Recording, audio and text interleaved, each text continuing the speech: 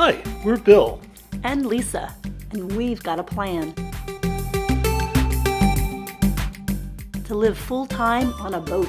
Our classroom is a 32-foot tug that we've named Three Ravens.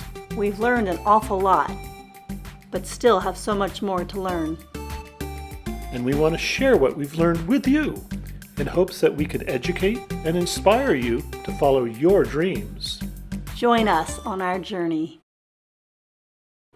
If you've been watching us, you know that our plan is to live aboard a boat. Well, not this boat, and certainly not this boat. But we do hope to move from this boat onto a boat that looks a lot like this. But we haven't even been able to get down to Florida to look at boats due to the pandemic anyway. But first, I'm going to have to sell my condo. And in order to do that, I'm going to have to get rid of an awful lot of stuff. So this whole video is all about stuff. That's the whole meaning of life, isn't it? Trying to find a place for your stuff. That's all your house is. Your house is just a place for your stuff. If you didn't have so much goddamn stuff, you wouldn't need a house. The folks on Sailing Numa have some wonderful advice. They advise, don't buy a couch. That's wonderful advice, but what happens if you already own a couch? What happens if you already own two couches? Some of the videos we've watched make it sound so easy. We did the unimaginable. We sold everything and then set off on a mission to sail around the world. Oh, so that's how you do it. It's disturbing to think how much we have and how much we don't even know we have that we just store away. Up until now, our plan has been largely theoretical, but it starts with me selling my condo. It's a strange feeling to know that very soon I will be officially homeless. It's all really very exciting as we move into a whole new phase in our lives. Everything we have on a boat will have to have a purpose, preferably 2 or 3 purposes. It's going to be a very purposeful, a very conscious way of living. And oh, I am looking forward to it. I have to say that I'm just amazed at how much stuff I've been able to accumulate over the years. I've pulled boxes and boxes and carloads of things out of my condo without seeing any difference. I've been able to sort my stuff into several different categories. The first one is clutter. Those little bits of life that we tend to stuff into drawers. We all have it. I think it's the reason many of us feel like we should move every 4 or 5 years just so we can get rid of clutter. And getting rid of clutter here has been rather rewarding. Another area is old furniture. On a boat, I won't need a bed. I won't need a couch, and since I don't have an $8,000 leather couch set, getting rid of some of this old furniture isn't going to be hard.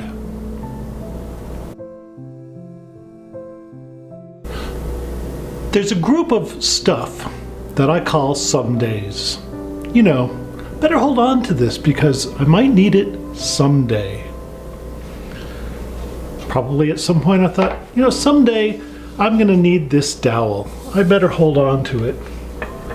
Someday I'm probably going to need this piece of wood, so I better hold on to it.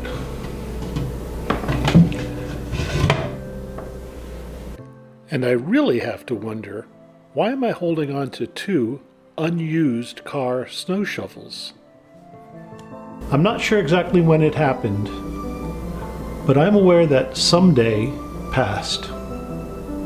My future does not hold unlimited possibilities.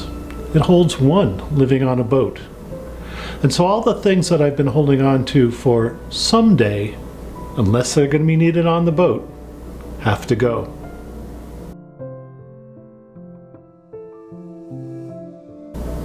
And then there are the things that just give us comfort. Personally, I love books.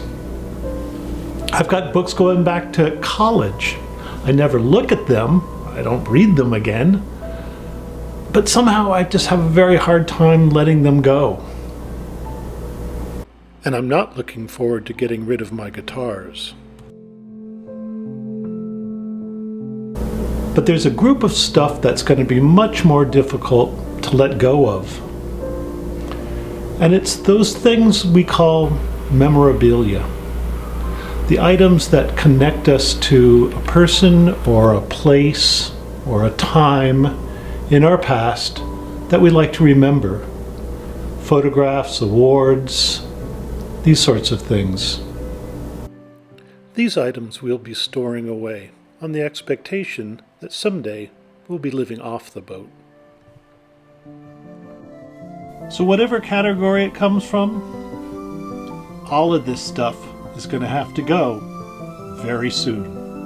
So what I've learned through this process is that getting rid of stuff to move on to a boat isn't just about getting rid of old clutter or unwanted furniture. It's about letting go of some of the things that have brought you pleasure.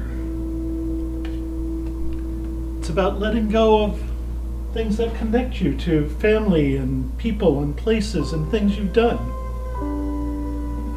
It's about letting go of things that have brought you a sense of security and safety, pleasure.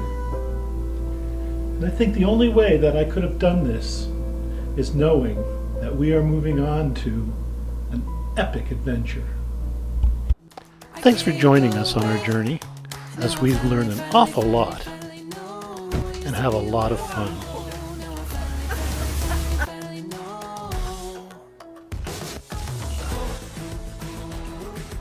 We're Bill and Lisa, and we're going to live on a boat.